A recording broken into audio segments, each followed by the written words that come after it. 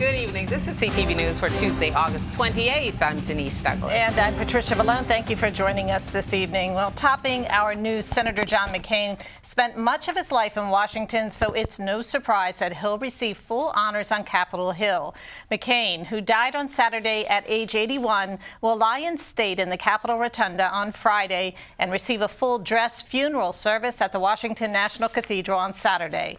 On Sunday, a private service will be held at the chapel of his alma mater, the Naval Academy in Annapolis. He'll be buried alongside his lifelong friend, Admiral Larson.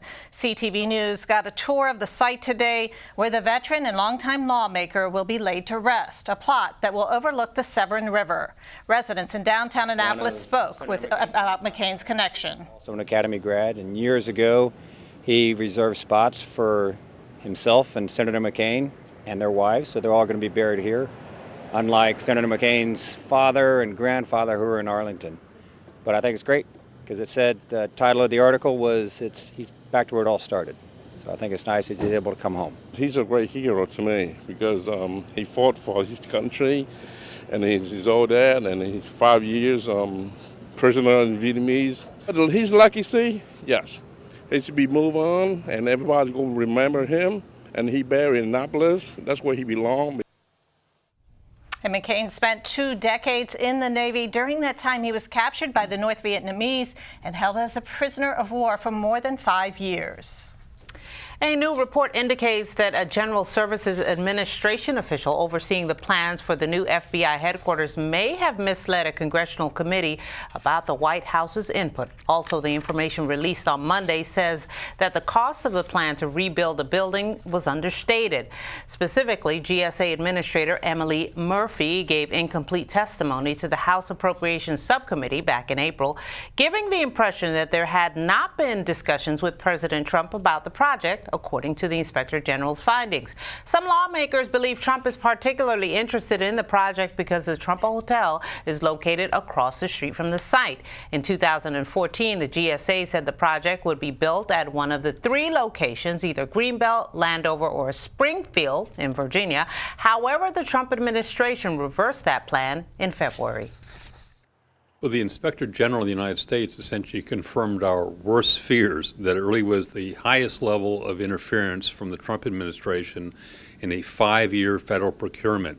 And the report further indicated that there was some misleading statements made by the General Services Administration in terms of their direct contact with the Trump administration. So Mr. Baker and all of us who've worked for this for so many years are deeply frustrated by this turn of events, which is probably going to cost the taxpayers and private developers over $60 million in wasted money so far for the so far stalled FBI project. Iannucci says they plan to work with the Maryland congressional delegation to explore ways that the Prince George's sites can once again be considered for the future location of the building. We are getting new details, additional information about the 24-year-old man from Baltimore who opened fire at a gaming competition in Jacksonville on Sunday. David Katz had previously been hospitalized for mental illness. According to court records, the information details that he had been put in a psychiatric facility twice and prescribed antipsychotic medications. Katz killed 2 people and injured 10 others before killing himself. Well, the county's Chief on the Go events are supposed to be a day geared towards strengthening relationships between police and residents. However, the most recent event at Kentland Community Center on Friday ended in an apology from the Chief of Police. That's right. While teaching a group of children how canines assist officers in finding suspects, a comment was made that offended some. A white officer referred to, quote, a black bad guy in an example that he gave the children.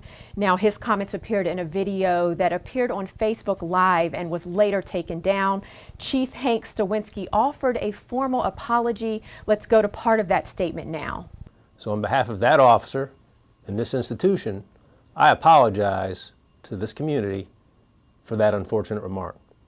But I want you to know that that remark does not represent who that officer is, and it does not represent what this institution stands for.